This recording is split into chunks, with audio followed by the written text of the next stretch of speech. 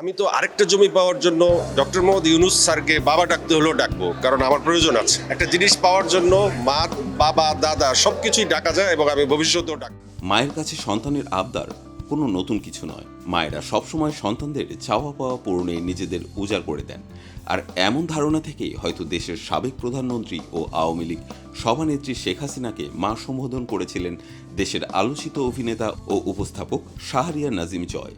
আবদার ছিল রাজধানীর নিকটস্থ পূর্বাচলে একটি প্লট। 2014 সালে পূর্বাচলের একটি জমির জন্য তৎকালীন প্রধানমন্ত্রী শেখ হাসিনার কাছে আবেদন করেন জয়। সেই আবেদনপত্রের একটি ছবি প্রথম ভাইরাল হয় 2019 সালে। সাম্প্রতিক রাজনৈতিক প্রেক্ষাপটে সেই আবেদনপত্র আবারও সোশ্যাল মিডিয়ায় ঝড় তুলেছে। আবেদনপত্রটি পুনরায় আলোচনায় আসে জয়ের স্পষ্ট ও নির্লজ্জ মন্তব্যের কারণে।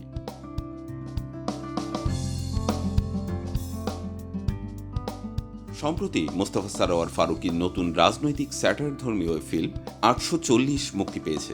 সিনেমাটির বিশেষ প্রিমিয়ার শোতে শাহরিয়ার নাজিম জয় উপস্থিত ছিলেন।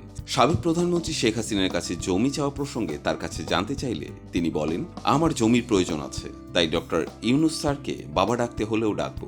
আমি তো আরেকটা জমি পাওয়ার জন্য ডক্টর মোহাম্মদ ইউনূস স্যারকে বাবা ডাকতে হলেও ডাকবো, কারণ আমার প্রয়োজন আছে। সাবেক প্রধানমন্ত্রীকে মা বলে জমি চাওয়াতে আমি মোটেও অনুতপ্ত নই।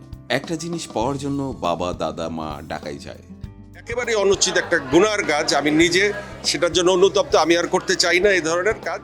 আর আমি আমার কাজের জন্য ভবিষ্যতেও ডাকবো। তবে হ্যাঁ, আমি তখনও বলেছি, বিগত সরকার যেভাবে স্বৈরাচার হয়ে উঠেছিল আর তাদের পতনের জন্য যত লোক প্রাণ দিয়েছে তা অনেক সেন্সিটিভ ইস্যু হয়ে গিয়েছে। আর ওই সরকারের প্রধানকে আমি মা বলেছি, সেটার জন্য আমি অনুতপ্ত।